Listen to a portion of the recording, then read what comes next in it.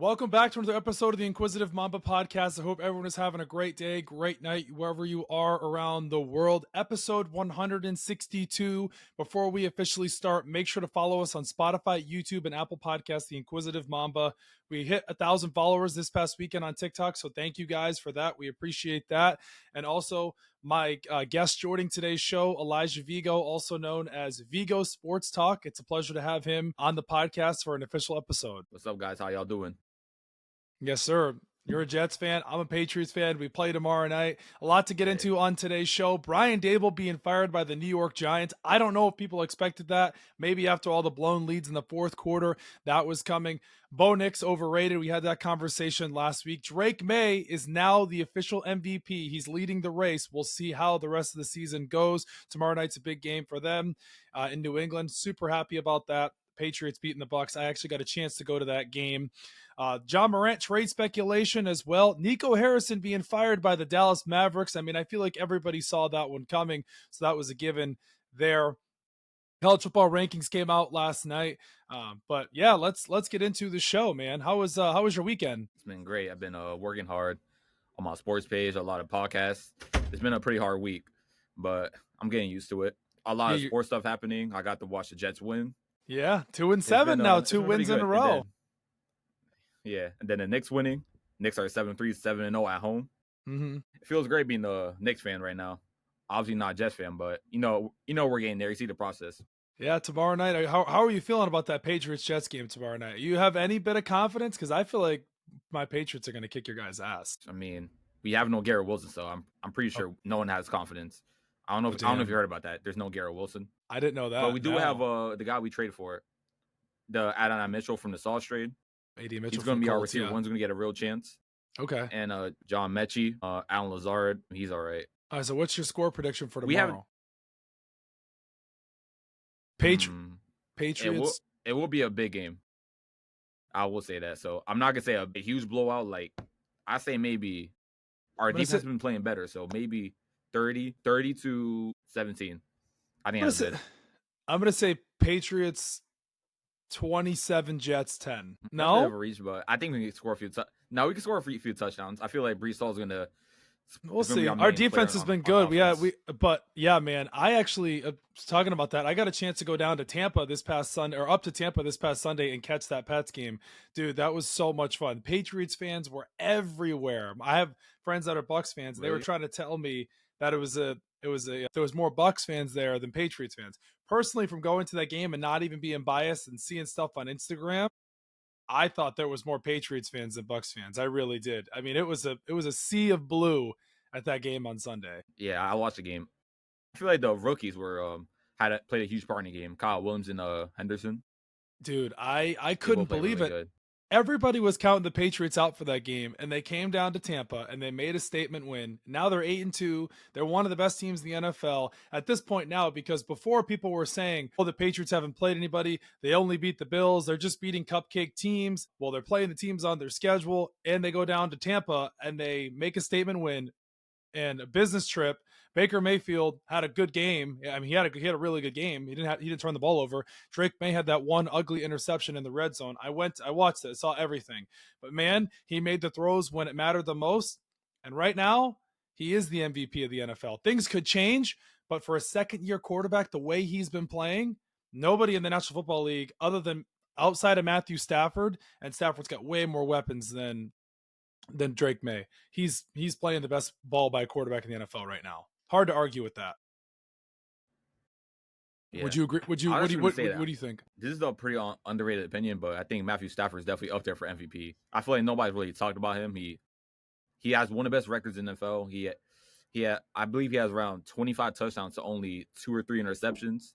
He does have more weapons, I will say that. But I feel like Drake Maye, they have similar weapons.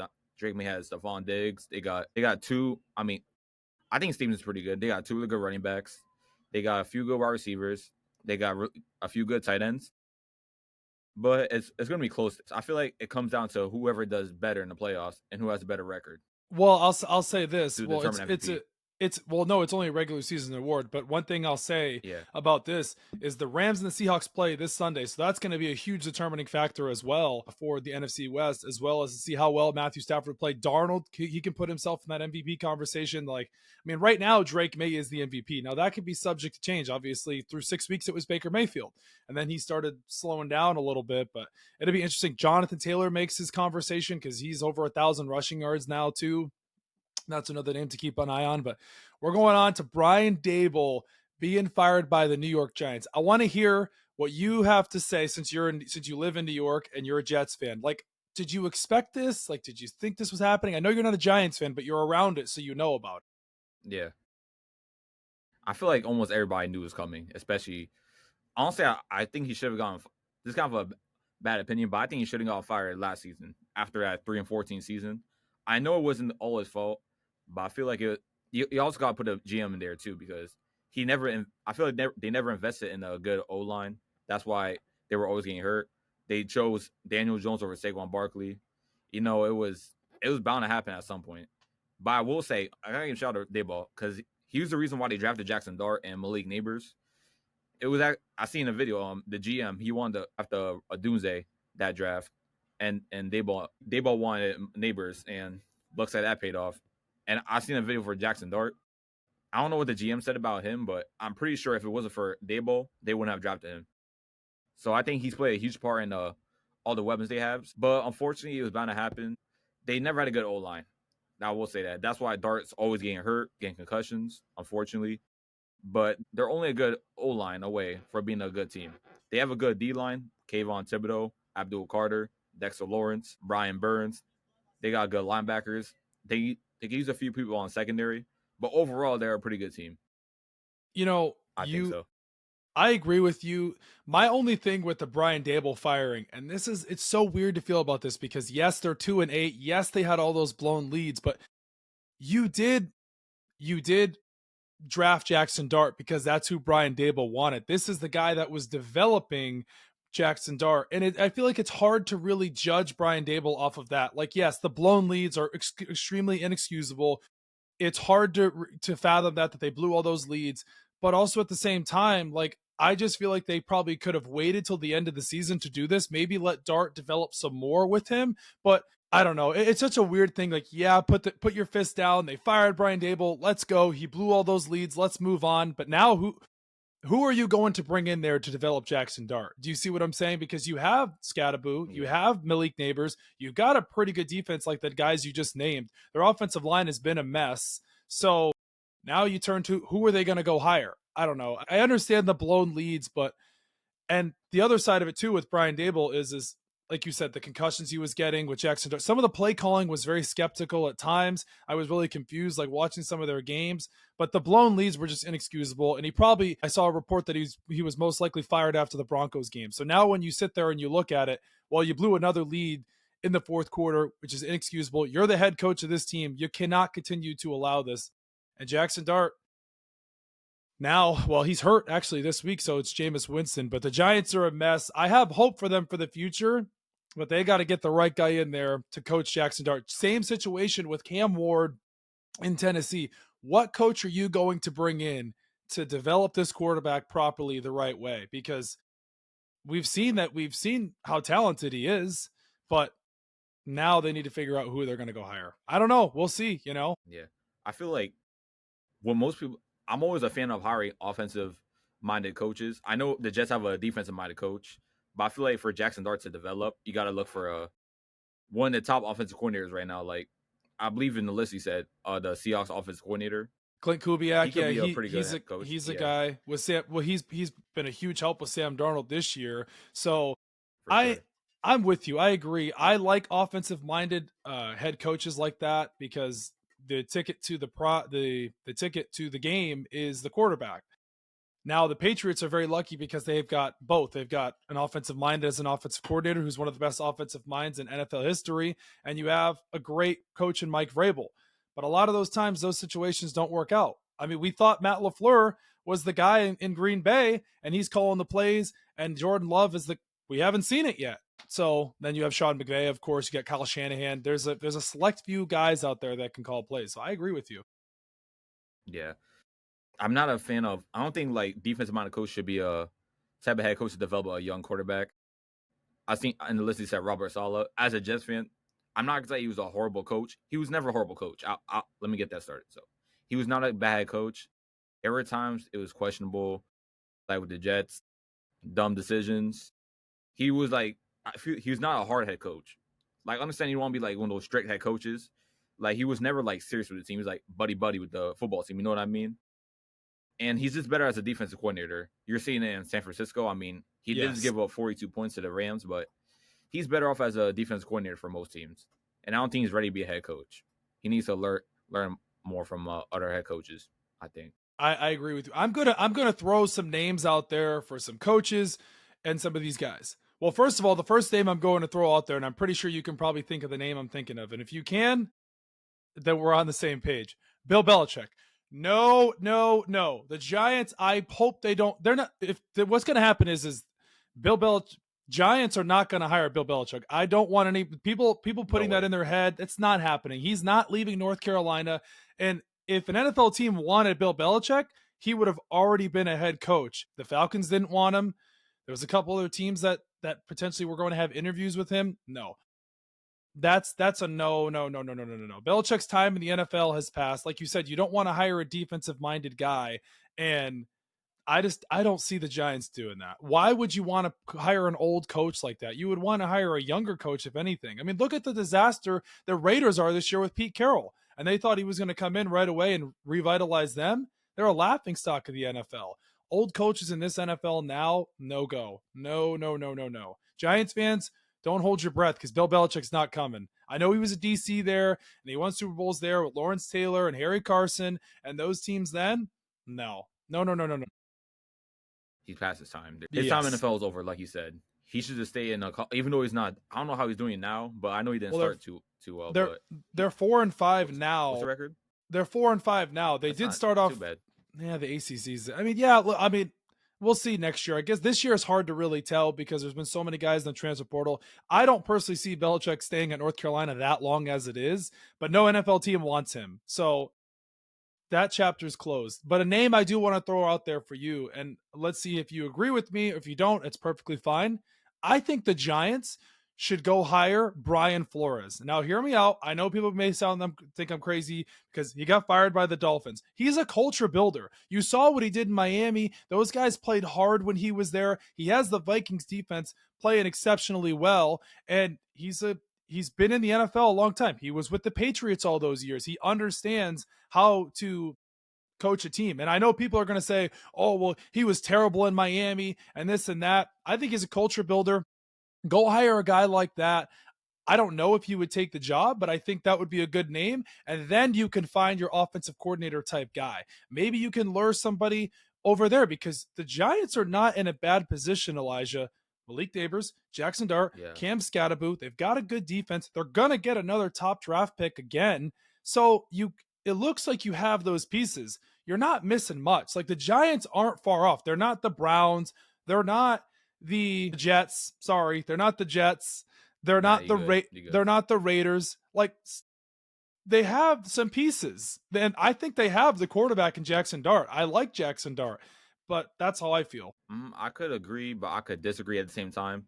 Go ahead. Obviously, you know what happened back in Miami. I don't know if Yeah. you are familiar with the him and Tua story. How he Yes. did not like Tua at all. He always like talk about him.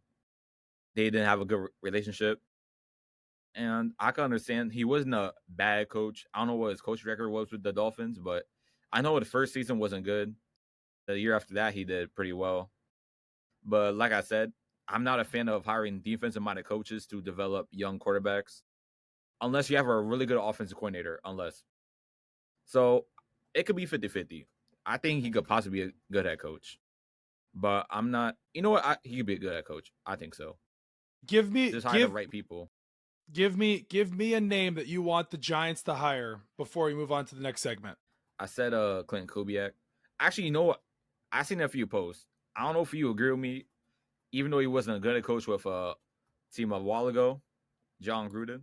No, no, no, no, no, no, no. I knew you were No, going to no, say no, that. no. No, no. Go ahead. All right. No.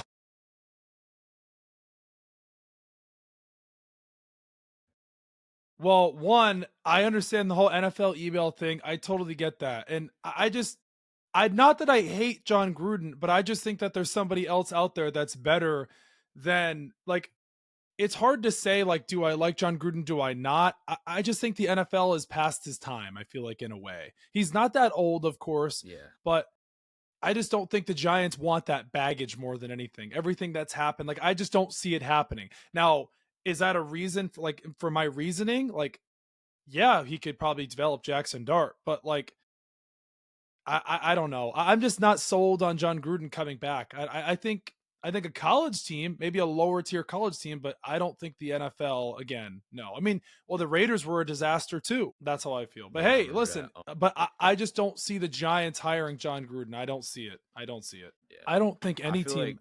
I don't think any I don't think any NFL team wants him at this point. yeah, I could see that. Honestly, I feel like they might want to go for a experienced head coach that's offensive minded. I can't think of none come to my mind right now, but it could be Clint Kubiak from the Seahawks. It could be him. I feel like he's the best player right now to develop Jackson Dart. All right, so you had your hear me out. Wild card name, Giants new head coach. Who do you think that? Who do you think I'm going to say? It's not NFL. Maybe that just gave it away. All I right, know I'll just exactly what you're talking about, but I can't. yeah. No, no, Lane I know the Ole Miss head coach. Yes, Lane Kiffin. All Is right, it hear him? me out. Yeah. Listen, let the Giants should take a wild card. They should take a flyer, and they should hire Lane Kiffin. Why not? He coached Jackson Dart in college. He understands Jackson Dart as a quarterback, and if that's your main piece to the team as a quarterback, why not? Now, I don't think Lane Kiffin would do it, but I think the Giants should give him a call this offseason because you know LSU's calling, you know Florida's calling, you know all these college teams are calling. Take him away from the NFL, or excuse me, from college, from Ole Miss. Why not? You have nothing to lose. He was already in the NFL at one point years ago. I'm sure the Dolphins will probably give him a call this offseason because I don't think Mike McDaniel will be back. Less remaining to see how the season plays out with Tua and the Dolphins. But give Lane Kiffin a call to the Giants. I think it'd be it'd be like a match made in heaven. Lane Kiffin, Jackson Dart. I don't think Lane Kiffin would do it because he loves college, loves the NIL, loves the notoriety down there. It's not as much pressure as it is would be the Giants. He wouldn't do it, but I think the Giants should give him a call. All right. So That's pretty good. your I volume like got that. hot. He developed Jackson Dart. Your volume got hired. Your volume got higher It did. a little bit. Might be. You're fine. You're Oh, fine. you hear I'm me? saying. Yeah, I can hear you fine. I'm saying like the volume would. All right. So this past weekend NFL, we had the Week 10 scores. We'll break them down. You and I briefly talked about the Broncos and the Raiders game. Not going to spend too much time on that. Colts beating the Falcons in overtime. Wow, that was a crazy game. Did you catch any of that? Yeah, I watched towards the end of the fourth quarter. I seen Sauce get cooked by Drake London on a 2-point conversion. I didn't. I mean, I love Sauce. I love Sauce. I'm not talking bad about him. I love Sauce, but that was kind of crazy. Drake London has been one of my favorite players to watch the NFL this year. I didn't get a chance to watch most of that game because I was driving to the Bucks and the Patriots game. Giants, of course, next one here. Giants blowing the lead to the Bears in the fourth quarter, and that's when Brian Daboll got his walking papers. Dolphins beating the Bills. We'll briefly talk about that. Ravens beating the Vikings. Ravens coming back now 4-5. They've won 3 straight in a row. Your Jets beating the Browns 27-20. It was not good. Justin Fields at 54 passing yards. Listen, if you can't be an NFL quarterback if you're going to end the game with 54 passing yards, and not to mention he only had 54 passing yards because that late touchdown on Brees Hall, that screen that went for like 40. I think it was like 42 yards. If it wasn't for that, it would have been like 10 passing yards. That's embarrassing. And not to I mention didn't really catch in any the of first it. quarter. Yeah. Yeah, in the first quarter we had 2 special team touchdowns back to back. I don't know if you've seen that. No, I didn't because I was at the Bucks and the Pats game, so I missed a lot of the 1 o'clocks on Sunday. Saints beating the Panthers 17-7. Panthers fans, like you have to feel for them, right? You beat the Packers the weekend before in Lambeau, and then the next week you lose to the Saints, like one of the worst teams in the NFL by 10 points. Like as a Panthers fan, like you have to feel for them. Like it's embarrassing. You beat the Packers one week, you lose to the Saints the next week. The NFL's so weird. Texans coming back, beating the Jags 36-29. I didn't catch that game, but I did. Excuse me, did see the. Excuse me, saw the end of it, and they came back. Did you catch any of that? No, I didn't catch up on that, unfortunately. I didn't either. I caught the 4 o'clock games were boring as well. The Seahawks, Rams, Lions. Those 3 games were terrible because they were all blowouts. So there's Yeah, really not much to talk about there. Um, Chargers beating the Steelers 25-10. Steelers are look terrible. But let's talk about this here. yeah, The Dolphins beating the Bills. Oh my gosh, the Dolphins are back. Well, the Dolphins have 3 easy games this upcoming rest of the way. They got the Commanders, then they play 2 other easy games after that. The Dolphins fans on social media trying to tell me that Tua is back after that game against the Bills. He still threw 2 interceptions. He had 2 touchdowns. But this is the problem with Dolphins fans is they think Tua is the guy when he's not, because what happened the week before against the Ravens? He laid a stinker. Tua is not consistent enough. He doesn't have that mobility. They try to tell me that he's the guy, and he's not. Oh, but he's 17 touchdowns, 13 interceptions. Did you hear that he leads the NFL in interceptions? And fine, if you want to continue to keep Tua, good luck paying him $53 million a year, because it's embarrassing. yeah. I keep saying this. Listen, I'm not trying to be one of those like fans that are like that hate the Dolphins, even though I do hate the Dolphins, but I'm saying this as a fan. Tua is not that guy. Like you've seen him, you've seen all the teams he played. He threw 3 interceptions against the Cleveland Browns, 31-6. You're talking about one of the worst teams in the NFL. Even we beat them with 54 passing yards. And like I said, Tua is just a turnover machine, interceptions, fumbles. He still threw 2 interceptions. I feel like they lost because Josh Allen didn't play good.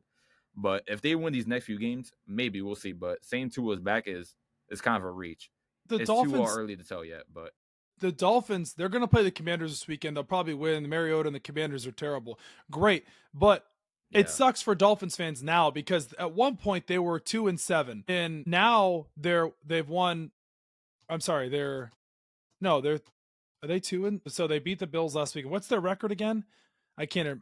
Oh, here it I'm is. pretty sure They're 3-7. Excuse me. They're 3 they're and 3-7, 7. right? Oh I'm yeah, just 3-7, yeah. yeah, sorry. I'm thinking ahead to this weekend. They'll be 4-7. So now you're 3 games under 500, and the next 2 games after that are easy. I feel for Dolphins fans. I really do, because they're my division. It's now, right now, I feel like it's 2 easy wins, because the Patriots are better than the Dolphins, who beat them earlier this season. We'll probably beat them again in Foxborough later this season. However, though, it's not even the point. I feel for Dolphins fans because you're in a really, really tough situation. You're paying a quarterback $53 million a year who's nowhere near worth $53 million a year. Nowhere near, not even close. Like, if you're a quarterback in the NFL and you're making that kind of money, I expect my quarterback to get us to the playoffs, and he better be a top 10 quarterback if he's making money like that, because $53 million is a lot of money outside of the NFL, and even the NFL, it's a lot of money, and he's nowhere near worth that. Same thing with Trevor Lawrence, but it's the salary cap in the NFL. It continues to go up.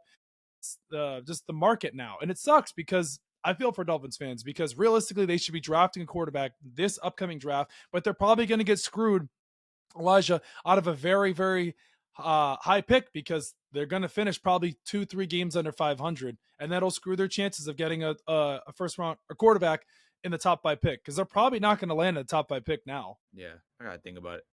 I don't think so. If you look at their schedule upcoming, here you go. Here's their schedule this upcoming, right? So this weekend they have the Commanders. That should be a win there. And You then never know.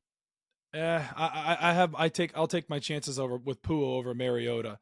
You got the Saints, that's a win. Then they play you guys. That should be a win right there. Those are 3 winnable games. That puts you at 6-7.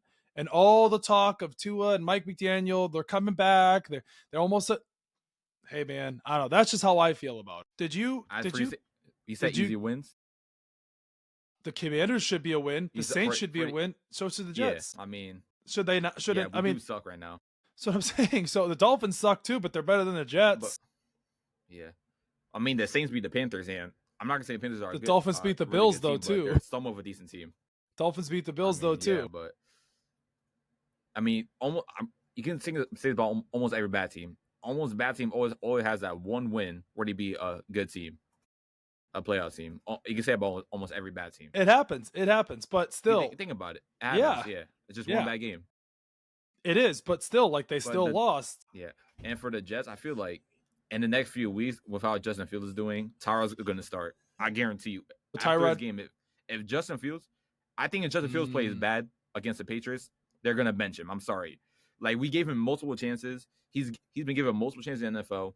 I thought he would be somewhat decent with us, but if you're gonna go out there and throw 50 passes yards for the whole game, you're not an NFL quarterback.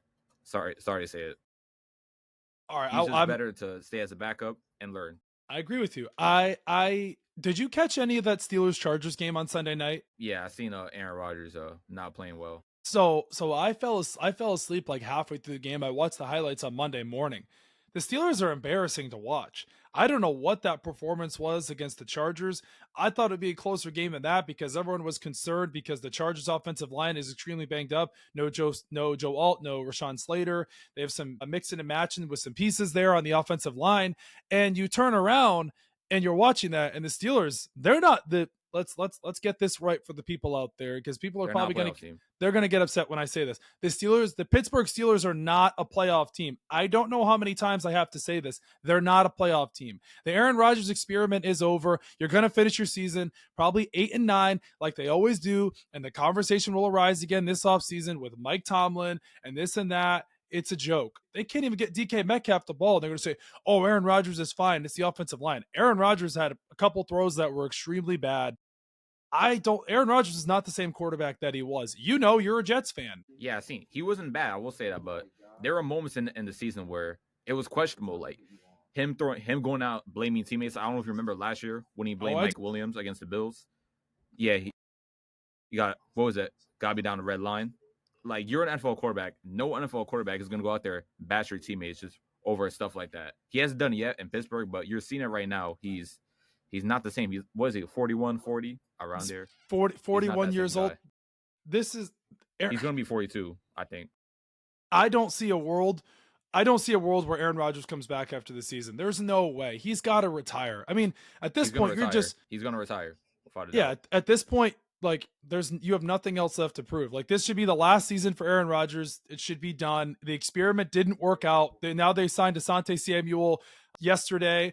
Jalen Ramsey's now at safety. Their secondary looks terrible. Their defense isn't like it has been. Like, oh yes, they beat the Colts the week before, but that team just is not that good. The Steelers they're not a playoff team. They're not.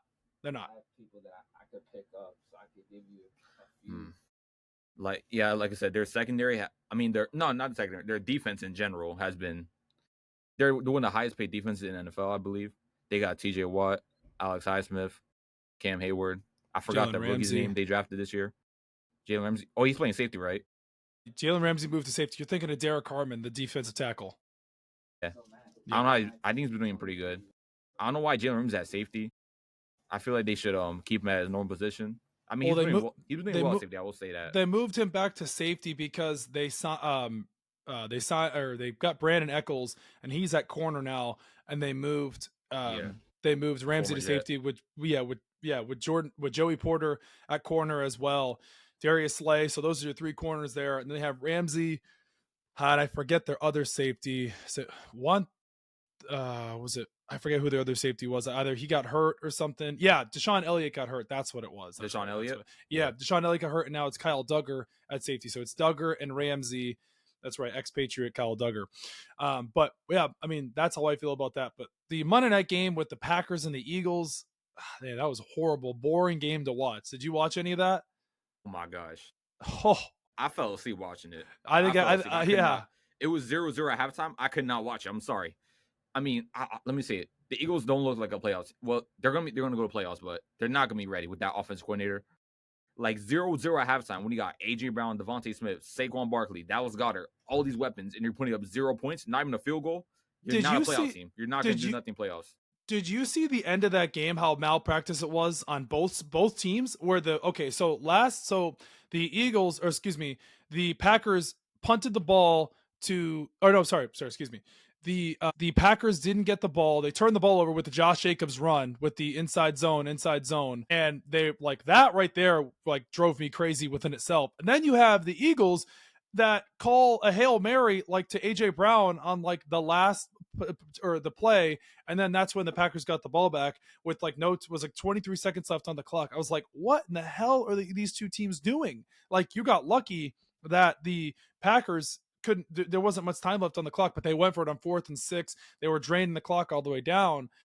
But I don't know. That was just a hard game to watch. I don't know what happened with Jordan Love that game, but yeah, man, that was tough to watch. The tush push play there where the Eagles play or the Eagles players were over the line of scrimmage. I'm like, this is getting ridiculous at this point. Like, I don't even really want to talk about the tush push at this point because it's like it's an every week thing. So there's really not much to say. That the Eagles keep getting away with it, and that was an ugly game to watch. It really was. It was hard to watch. My biggest thing from that game, though, I could not watch it. My biggest thing, though, from the end of that game is when the Packers got the ball and it was fourth down, and I think it was 4th and 1. They were letting the time go down, and they didn't call a timeout to get new personnel out on the field, and that's when they ran the inside zone with Josh Jacobs, and Josh Jacobs basically said the Eagles knew that they were running that. If you know you're in that situation, it's 10-7. Why the hell aren't you audibling out of that play or calling a timeout and getting the right personnel out on the field? I know you probably don't want to call a timeout because you want to try to get the Eagles off their heels, but at least you call a timeout and you get to see what they're in. They tried to catch them off guard, but I don't know. Packers have lost 2 in a row now, man. They're coming back down to earth. Yeah. I seen that clip of the Eagles player just saying, oh, it's an inside zone. Mm-hmm. Like, they knew I'm pretty sure they had at least like 15 seconds or 10. I don't know how many I'm just time now, so I won't say nothing, but I feel like they could have had some time for an audible, change up the play. You think it should have been a pass or a run? Well, I think they should have. No, I think they should have. No, if Jordan Love, if this is your quarterback and this is your best player on offense, fine, you want to say Josh Jacobs, your quarterback's always going to be outduel a running back in this situation here. Put the ball in the best player's hands at the end of the game. Right? Like the Bengals do with Joe Burrow. Like the ball is in his hands at the end of the game. I'm not taking the ball out of my quarterback's hands at the end. I'm not running that ball in 4th and 1. I'm letting him up in the shotgun. I'm calling an out route or I'm rolling him out. Something where I get him in a strong suit or a really comfortable situation and I can maybe catch the defense off guards. But I'm audibling out of that run. I'm not running on the Eagles defensive line with Jalen Carter and Jordan Davis and Jalen Phillips the way he's been playing all night. I'm going to run up the middle, an inside zone on 4th and 1 at the end of the game there. No, I'm going to put the ball in my quarterback's hands and throw the damn ball. I'm going to take like he could have thrown it to maybe. Yeah. I know they lost Tucker. Get injured in the game. I'm not sure, but I know they didn't have Tucker Kraft that game. But like they don't have Matthew Golden right now. But something other than that. Christian Watson. Yep, he caught a big ball on 3rd down. They were in a tough situation at the end there. I totally get that, but you got to call something different than that. Matt LaFleur is supposed to be this genius offensive play caller, and he calls a fucking inside zone down the middle, up the middle. What? It's not even worth harping over.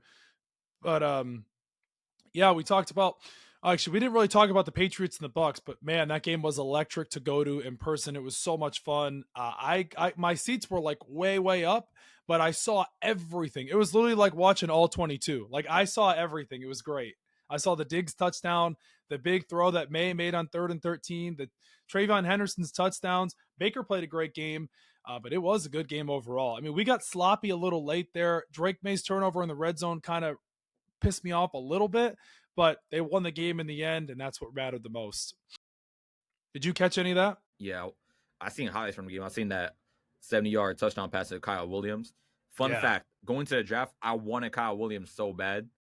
I want him so bad. I wanted to just draft him maybe in the 2nd round. Then you guys took him, and I'll give you a shout out because no offense, in the last few years, you guys could not draft a wide receiver. You gotta admit that as a Pats fan. Oh, absolutely. Oh, we couldn't. Receiver. No, we couldn't draft a wide receiver to save our lives. We got N'Keal Harry, not Jalen Reagor. No, it was N'Keal Harry, Tyquan Thornton. We drafted out of Baylor. Yeah, we couldn't draft to save our lives. However, though, Kyle Williams had a big game to step up in that spot there because Kayshon Boutte was out this week with a hamstring. I don't think he's going to play tomorrow. I could be mistaken, but I don't think so since it's a short week. I think that he'll come back next Sunday. But excuse me. Yeah, overall, it was an awesome game to go to. It was so much fun. So many Pats fans there. I got a chance to see Buka too on the Bucs side. But another thing too, the Bucs are not a bad team. The Patriots are a better team, but the Bucs are a really good team. They're banged up. No Godwin. Obviously, they lost Mike Evans on Monday night against the Lions with collarbone injury. He's out for the year. No Bucky Irving right now. That's huge there. So they're banged up. And Baker had a good game, but the Patriots outplayed them. They really did. And anyone saying differently, that we were watching 2 different games. And I love all the people that went out there and picked the Buccaneers. And hey, man, I'm gloating right now. The Patriots are 8-2. We have won more games in the last 2 seasons. We've won more games this season than we won in the last 2 years, because the last 2 years we were 4-13. Belichick's last year 4-13, and that's when we lost to you guys in that stupid snow game. And then last year we were 4-13 with Mayo. So it's a breath of fresh air. Excuse me. It really is. Yeah, I gotta give you guys a shout out. I thought you guys were gonna keep Mayo to maybe develop him more, but I can see why you guys got Mike Vrabel. When you got a head coach like that, you can't pass up on him. No, I wanted the Jets to hire him, but it was obvious he was going to be Patriots. I was concerned. I was nervous. I was like, I don't know. Is it going to be Vrabel? Is it going to be Vrabel? And I wasn't mad that it wasn't. I wasn't mad that it was Vrabel and we brought back Josh McDaniels. But man, it's been a fun ride so far. It's only 10 games in. There's still a long way to go for the rest of the season. And Belichick always said, you play your best football after Thanksgiving. And we're going to start seeing here what teams are legit and what teams are not. But Drake Maye is legit. I can tell you that for a fact. Watching that game in person, the throws he made, the audibles that he made on big throws on third down. Oh yeah, he's that guy. He's that guy. Now, for your sake, since you're a Jets fan, I hope you guys get a quarterback for you. But then again, I don't, because then he'll be in my division. Yeah. I mean, going to the draft, if I'm being honest, the best quarterback I think is possibly NFL ready is Mendoza. That's NFL ready. But I would like the quarterback to sit behind a veteran like Tyrod Taylor, or maybe he was not a veteran, because you never want to rush him out there like we did. Like, for example, Zach Wilson. We all know how he was. I've seen the potential with him. Obviously, he was known for that big throw.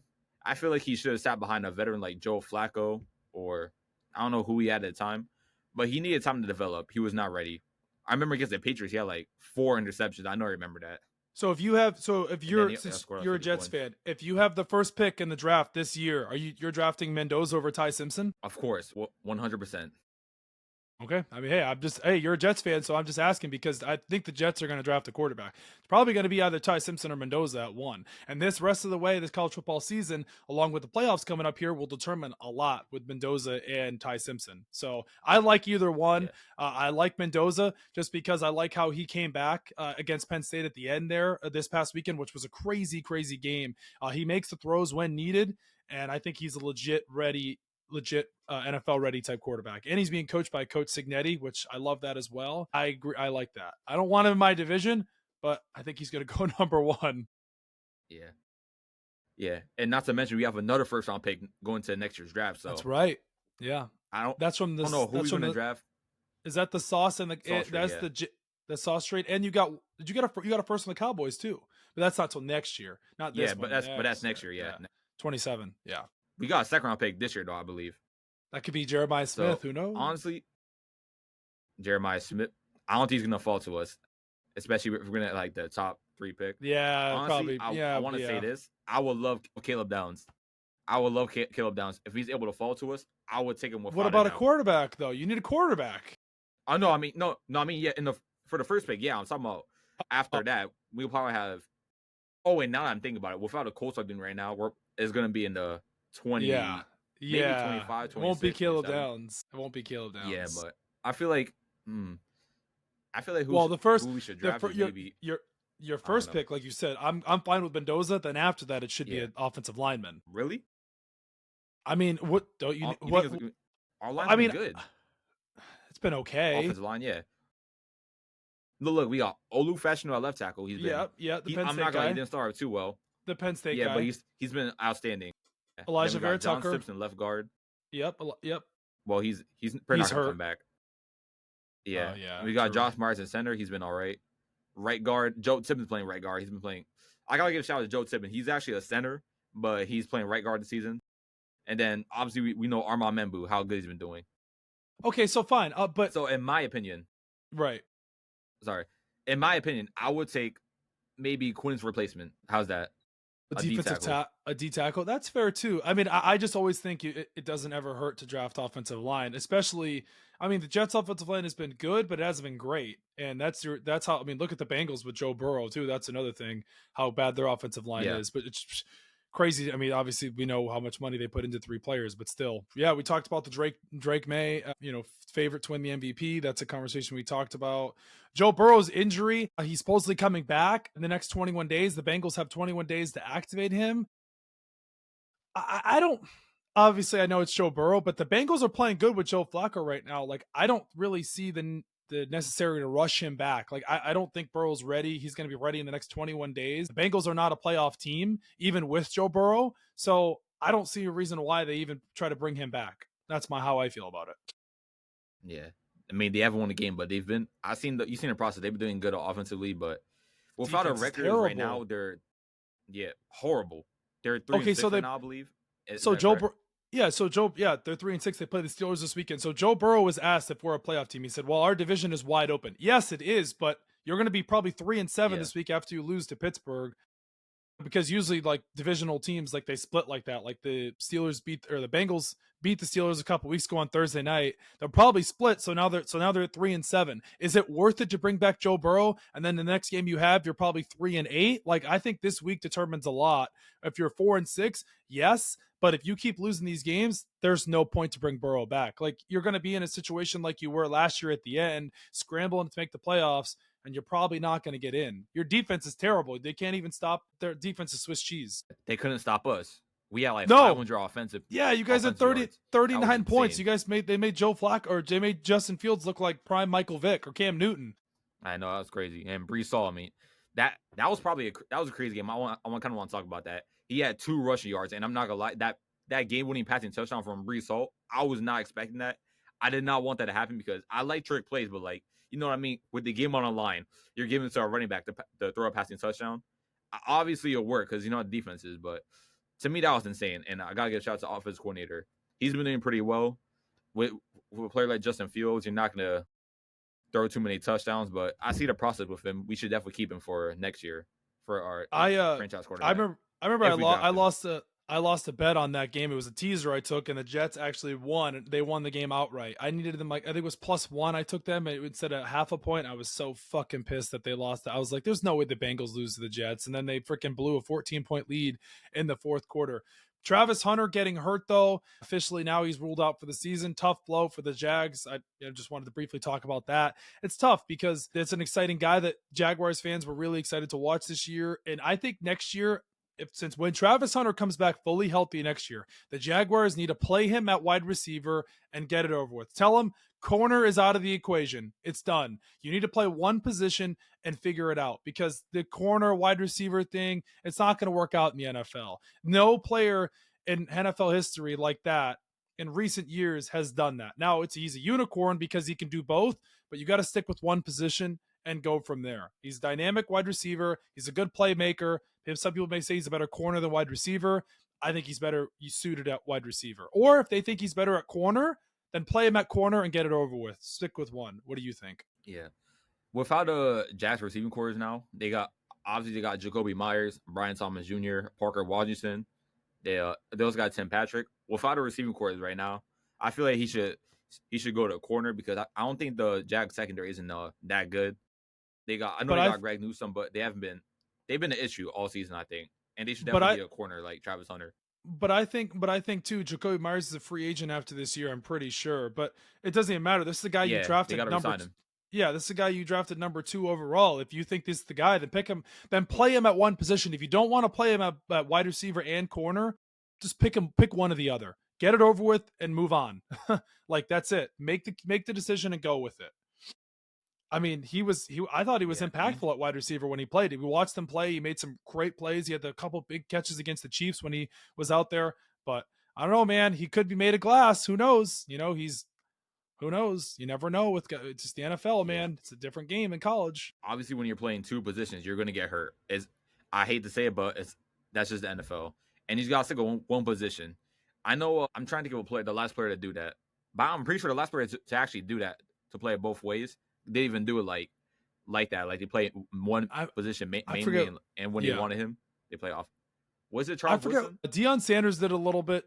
Desmond Howard briefly did it. I think Charles Woodson may have done it. I'm not sure. You can look that up, but from what we've seen in recent years, nobody's really done it. But let's take a break from the NFL and let's move on to the NBA. The Nico Harrison debacle, dilemma. I know you're a big NBA guy. I just think it's laughable.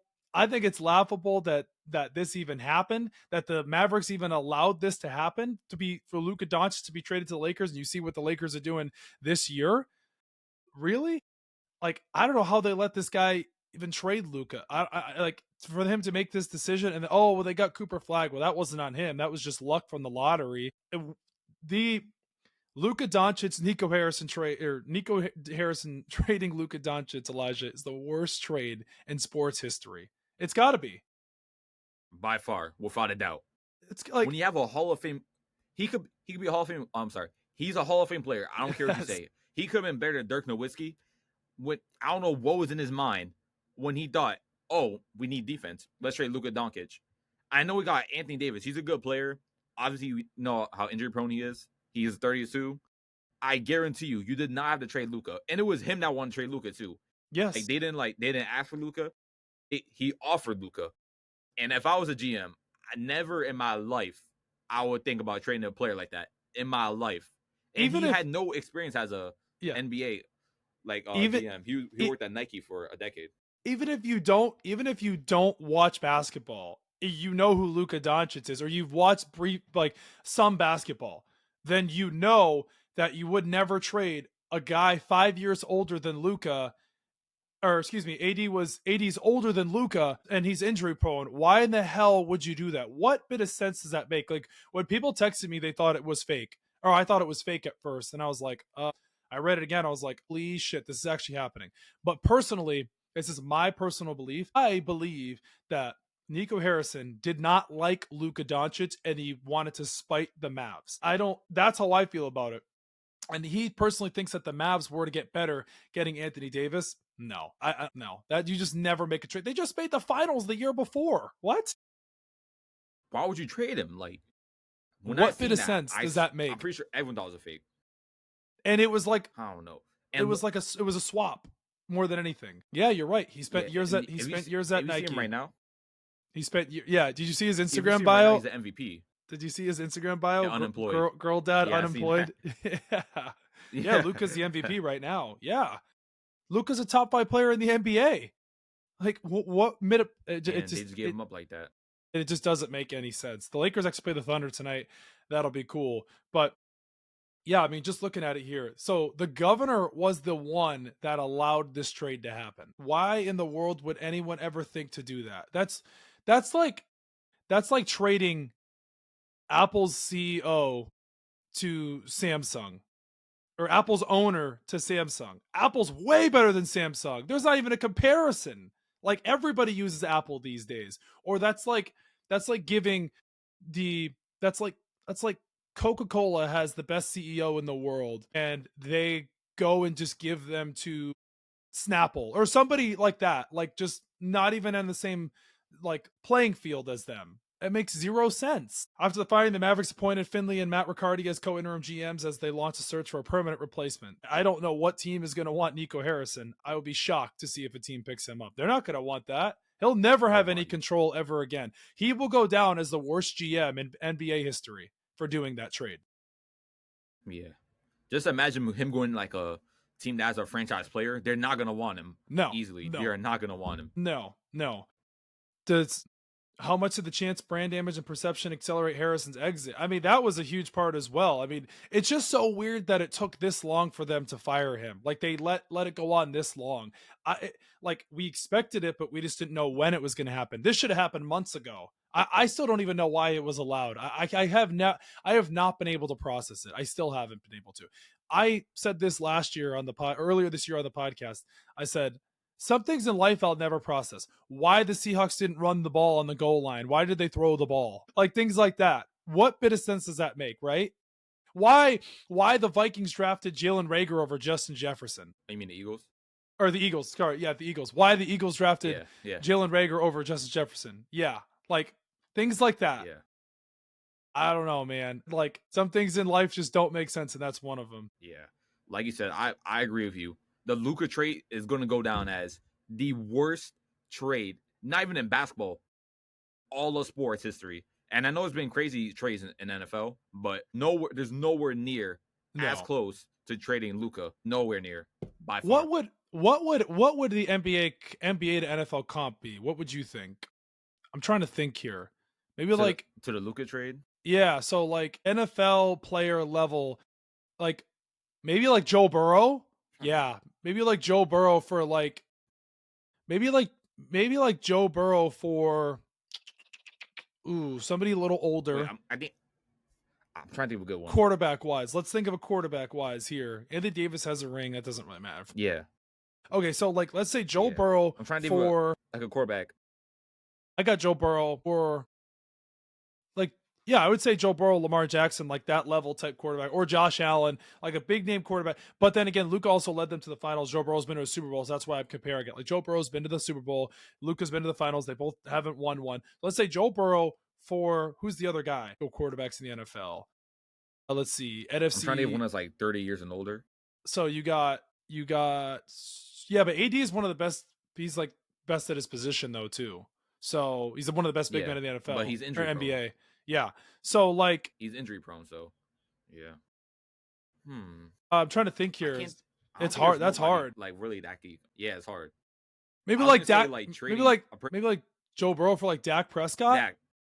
Yes. Yeah, that's actually good because Dak's never won anything. He's not. Yeah. Yeah. We'll just go. Yeah, I get what you're saying. Yes, that'd be like. Yeah. You're talking about age wise. Yeah. Which that would never like some of these trades don't even get approved in fucking 2K or Madden, and they allow that. That pisses me off. I'm done talking about. For one first round pick for Luka, by the way. For one first round pick. Just one. Not 3 or 4. Not one. Michael Bridges was what, 5? And you're not gonna have that until like. Was it Michael Bridges? Okay, 4. yeah, I will say that as a Knicks fan. Yeah, no, I think it was 5. As a Knicks fan, 5. I love Michael Bridges, but 5 first round picks is crazy. But 5. If this ain't to reunite with him with Brunson, Josh Hart, I'll take it. He's been playing well. You can't lie. I don't know if you've seen him. I told you I haven't really been watching a whole lot of NBA. Like I don't even know if I'll catch the Lakers Thunder game tonight. However, though, that's like Rudy Gobert was what 4 or 5 picks. What? Huh? Oh yeah, and a lot of players. It was a lot of players too. Yes, it was like 5 players in that trade too. Yeah, exactly. So, but and he's not even like a top like center. No, I want to hear your thoughts about this though. Ja Morant potentially could get moved. What do you think? Unfortunately, I think it's time to move on from Ja Morant with all the attitude, with how he's performing. Let me remind you, he's a point guard, and guess his percentage from shooting threes. Guess his percentage this season, 34. Yeah, not even close. 15% around there. What? 15% from 3 as a point guard. Wow. Well, he doesn't want to be there. Obviously, guard, how are you shooting it? Yeah. Well, he's playing bad on purpose. If Memphis is smart, they'll blow it all up. He didn't work out with Taylor Jenkins with the coach before. Now he's not working out with this coach here. Why not trade Ja Morant? Get a haul of picks, move on from him, send him on his way. He's been absolute baggage the entire time he's been there. Let him go to another team, see if another team can fix his attitude and his off the court stuff. And I just think it's embarrassing because he's such a good player and he really can't stay healthy. That's another thing as well. He's had a handful of injuries. So, and I saw he could potentially be linked to the Rockets. I don't know if do the Rockets have the draft capital to give up for that? Because it's going to be a team with a lot of assets. Like the Grizzlies aren't going to get. They're going to get a lot. They're going to get a haul. I don't think they get a lot. Maybe 2 first round picks. Maybe.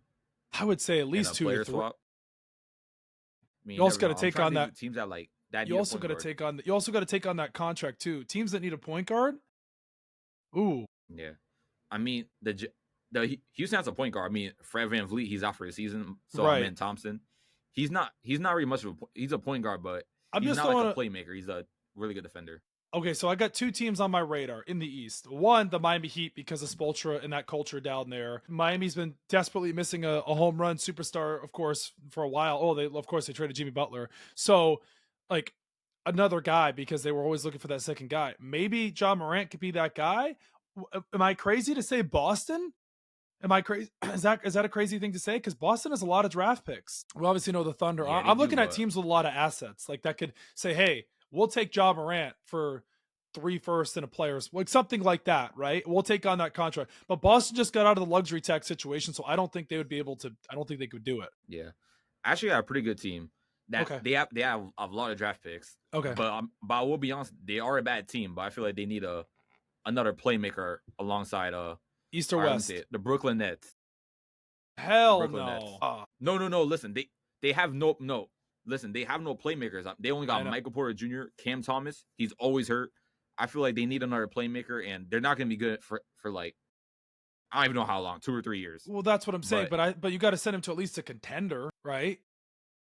A contender. I mean, they don't have to, but he would want to go to it, but he doesn't. I don't know. I don't know. Probably. Listen, I get exactly. Yeah, they have the most assets, right? Because of all the trades that they made and all the picks that they acquired. Yeah, so I would be very shocked to see Ja Morant on the Grizzlies after the trade deadline or even after this season. He's going to be gone after this season. I don't see them keeping him. I could be wrong, but that's how I feel about it. With how everything's going on, I don't know if you've seen why he got suspended. Talking about the coaching staff. Yes, I did. I feel like it's bound to happen pretty soon. Yes, it's going to happen. The trade deadlines is around February. I think it's gonna happen around January. I think there's got to be a team that can save him. There's got to be a team, and it's down there in my. It's got to be a culture type team. I mean, the Heat are a perfect fit for Ja Morant. Like, just to get him shaped up into shape, because what's going on there in Memphis is not working out for him. He's such a good player too. It's hard to fathom.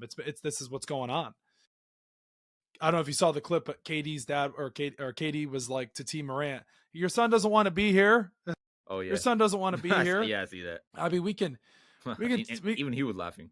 Yeah, we can touch over the MLB, the betting segment. I mean, it's like the scandal with the pitchers with Luis Ortiz and Clase. I mean, we talked about this on the show 2 weeks ago. I think it's embarrassing that these players even do this. I don't know what the hell gets into their mind, but if you want to take the lead on this, you're more than welcome to. But I don't really have much to say about it. I think it's embarrassing, to be honest with you, that these MLB players do this with all the money that they're making, and it's crazy. It's crazy to fathom. It really is. Yeah, fun fact. I was just talking about sports betting, not even for MLB, but sports betting in general. And I was learning about. I don't know if you remember Shohei Ohtani of his betting scandal. Yes. And to me, that's insane. Like players like that, I believe the MLB gets paid a lot. I'm pretty sure they get paid the most. I don't know who gets paid more, NBA players or MLB, but I'm pretty sure players get paid way more. Yes, for sure.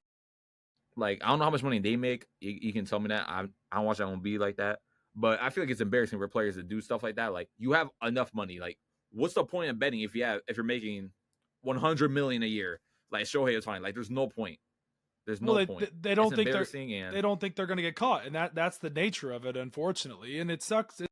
It's hard to say. I mean, these guys, these MLB players are ruining it for the common folk. Like you can't, now I saw a thing that came out, you can't bet $200 more on a player prop because these guys have to have the games because they're betting on the game, or because of the betting scandal that's going on. It's a joke. It really is.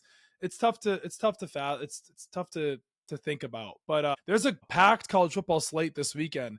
Clemson, Louisville, Minnesota, Oregon, Wisconsin, Indiana, South Carolina A&M, Notre Dame at Pittsburgh, Michigan, Northwestern, Oklahoma, Alabama. That'll be a good game. UCF, Texas Tech, Virginia Duke, Georgia Tech, Boston College, NC State at Miami, Iowa at USC, ranked game there. Texas, Georgia will be a big game. So we got a good slate this weekend. The college football rankings came out last night. It's kind of basically same as last week. Ohio State 1. Ohio State 1, Indiana 2, A&M 3, Alabama 4. Do you watch college football like that, or are you not really into college football? I'm a diehard college football fan. Yeah, not as much. I watch it a little bit. If I watch college football, it'll be like top teams like Penn State. Well, they're not doing good this year, but Alabama, Ohio State, all type of teams. Even UConn. I'm from the UConn area, so I watch a little bit of UConn too. They've been good this season. I don't know if you watched them. No, I haven't watched one of their games. I don't even think they're televised, for me at least. Yeah, but they're 7-3. They're a pretty good team. Oh, that's yeah. My Gators lost to Kentucky last weekend, 38-7. I tried to put that behind me, but I want to bring this segment up here. So lately on the podcast, we have been talking about the bigger teams in college football, and the Ohio State fans do not like me on social media, and that's fine. That's the nature of it. But I made a segment, who can stop Ohio State? Well, I think Indiana can beat Ohio State. I think Oregon can. I think Alabama can. And I think A&M can. And what really frustrates me the most about the Ohio State and their fans, I respect the Ohio State players and their team and the team, but the fans are ruthless. Like they act like Ohio State fans act like they're the only team that exists in college football. Ohio versus the world. OHIO. It's like it's so corny. It's like you're not the only team that exists. You won 2 national championships in the past 10 years. You have a great program. You bring a lot of talent to the NFL, but the way you act on social media is ridiculous. Like they're not the only team in college football. Alabama can beat Ohio State. A&M can beat Ohio State. Indiana can. Oregon can. Like they have flaws. Julian Sayin has not been battle tested since week 1. I understand you got Carnell Tate, you got Jeremiah Smith and Caleb Downs, and you have a really good defense, but you haven't played anybody since week 1. And yes, the SEC is better than the Big Ten. I don't care about the past 2 seasons. We're talking about this season right now. Put Ohio State in the SEC. I repeat myself week in and week out. They would have 1 loss. And the fans that are delusional out there, I'm talking to all you guys out there, they're not the only team in college football. They would lose to one of these top teams in the SEC. They're not unbeatable. They're not untouchable. You guys lost to Michigan last year. So the fact that you guys sitting here saying, oh, nobody can beat us, we would run through the SEC. Come down to Alabama on a Saturday in college football. I promise you it wouldn't be a blowout. You beat Texas by 7. You're saying you would run through the SEC? You know how delusional and idiotic that sounds? Like, oh, Indiana only beat Penn State by 3. We killed Indiana. It's college football. It's every given Saturday. Anything can happen, right? So when Ohio State loses this season, I don't want to hear it from Ohio State fans because they're not going to win the national championship. It's not going to happen. I don't trust Julian Sayin. He hasn't been battle tested yet. They're going to get a meeting with Indiana, and I'm taking Mendoza over Sayin as well. That's all I'll say. That's all I'll say. I haven't watched Indiana too much, but Mendoza, I watched his highlights. He's special. He's special. He's going to be a really good quarterback in the NFL, and if the Jets draft him, I actually be happy for once. I want to bring for once. He's the best quarterback. Oh, I love it. I want to bring this up here too with the Big Ten and the SEC. Put the 3 best teams in the Big Ten compared to the 3 best teams in the SEC. The SEC would beat the Big Ten. Okay, you guys got Indiana, Oregon, and Ohio State this season. We have Alabama, Georgia, and A&M. I'm taking those 3 teams that I just named over the 3 teams from the Big Ten. And it's not SEC bias. Look at the competition that the SEC has to go up against week in and week out. Or let me give you this here. Let Alabama or let Georgia or let Ole Miss or let A&M have Ohio State schedule. They wouldn't have 1 loss. Okay, Alabama lost to Florida State week 1. It was week 1. It just drives me crazy. It really does. And I respect the Big Ten teams. The SEC is not the only conference in college football that can win. Obviously, we've seen the last 2 years. But to sit here and say the SEC is garbage and it's trash, you obviously don't watch football and you don't have a clue. We lost the last 2 seasons. Yes, NIL has made it an even playing field. But to sit here and say that it's garbage and it's not even anywhere near the Big Ten is absolutely insanity. It really is. Do all these people forget where all the big talent comes from? The SEC, last I checked. Oh, God, it's frustrating. Anyways, did you have anything else to add? I think that really does it for us. Actually, there was one more thing. We can talk about it. Do you know what's going on with the whole YouTube TV Disney feud right now? YouTube TV. No, I do not. YouTube TV. Actually, I might for a little bit, but not too much. YouTube TV pulled Disney off of their channels.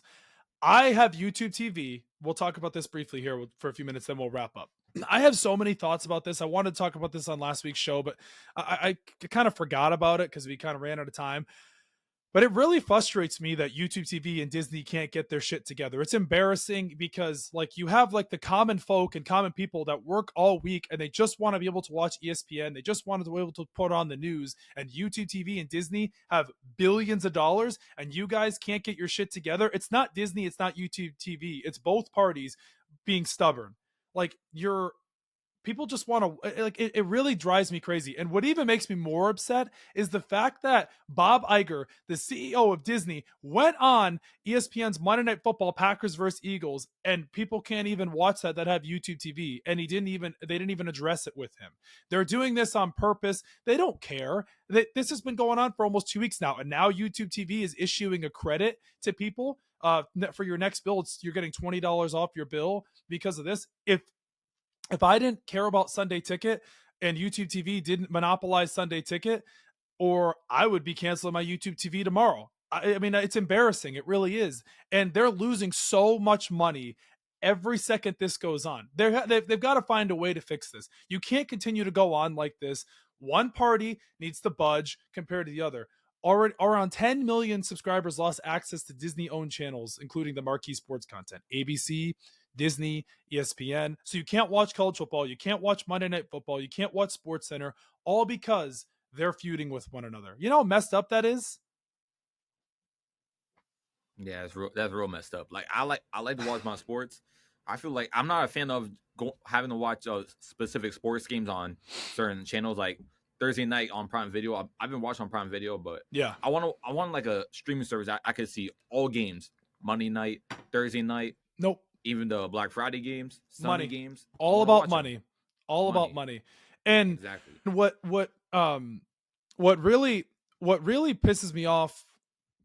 Sorry, there we go. What really frustrates me the most is Bob Iger, like I said, went on ESPN, the Monday Night Football, and he didn't even address it at all. Not one thing. Like, people want to know, like, you're the CEO of this company and all these things go on at Disney and you don't even have an answer for us about this, about the blackout or about the removing the channels. Like, nothing. People have been, this is going on 2 weeks now.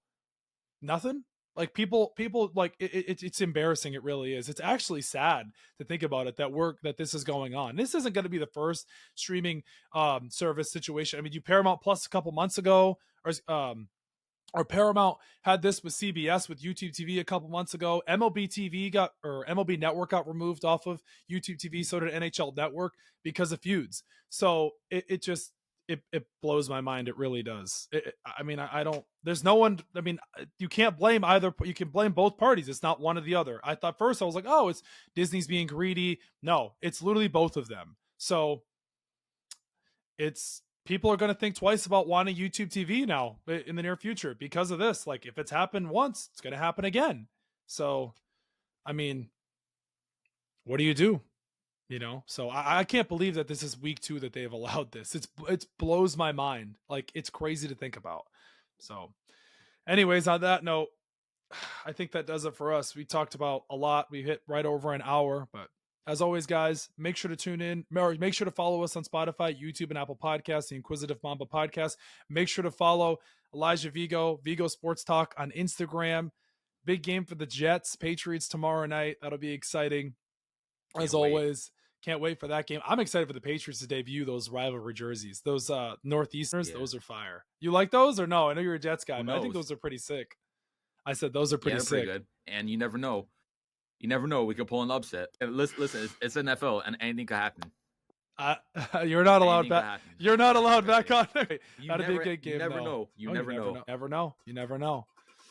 Never know. All right, guys. Well, as always, we appreciate you guys tuning in and week out, and we will see you guys next week. Enjoy the rest of your week. The weather's getting colder down here in Florida. Feels good. I know it's probably freezing ass cold in New York, but down here we're getting a little cool front. It's been nice. It's been nice.